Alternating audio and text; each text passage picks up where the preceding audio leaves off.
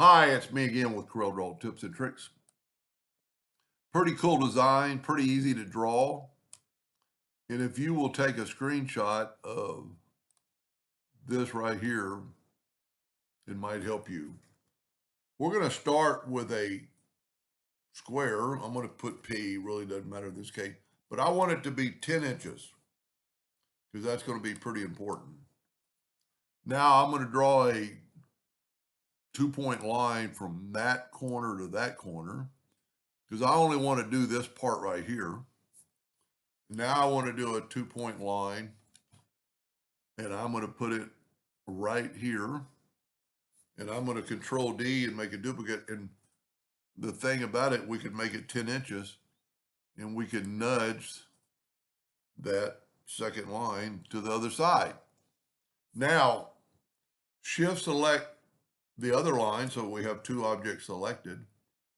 I'm going to go up to Effects and Blend, and we have 10 inches, but I only want to blend it 9 times. Now, that is the reason I did that. You could have blended the lines across here, but they won't come out equal. Now I'm going to take another 2-point line, and I'm going to put it right here. But now I want to change my nudge distance to 0.5 of an inch. And I'm going to grab it, and I'm going to nudge it over. And you'll see why in just a second. Now, I'm trying to figure out a faster way, but you can't really blend this. So you want to go from that node to that node to that node, and you can go up or down. As long as you hit that node, you can go back and forth, save you some time of movement. I like just going this way, and you'll see in just a second. Just make sure it has to be on that node. And why do we have that one that's half the width? Because when we take the Smart Fill tool and fill it in with black, you'll see in just a second. If we didn't do that, now one thing I forgot to do is group this together, but we're going to move this out of the way and then get rid of our rectangle. Now we've got this right here. I'm going to right click and take away the outline. I'm going to Control D to make a duplicate while holding the other control button. I'm going to get the two-sided arrow and do that.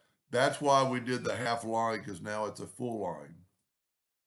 We're going to group that together, Control G, Control D to duplicate it, get the two-sided arrow and go right there. I'm going to make this quite a bit smaller now. I'm going to go ahead and Control D to group it, or Control G to group it, Control D to duplicate it, and move your center rotation to that node, and then rotate it 90 degrees. Control D, and you have that. Kind of an optical illusion. I could quite possibly do that last line a half so they would be more equal, but still, that's pretty cool. And this would make a great wall pattern or seamless pattern. Let's rotate it 45 degrees to get it to a square. Let's reduce it in size. But let's make it like 5 inches. We'll set our nudge factor on 5. And we can hit the plus key and just make as many of them as we want. I'm just Control D.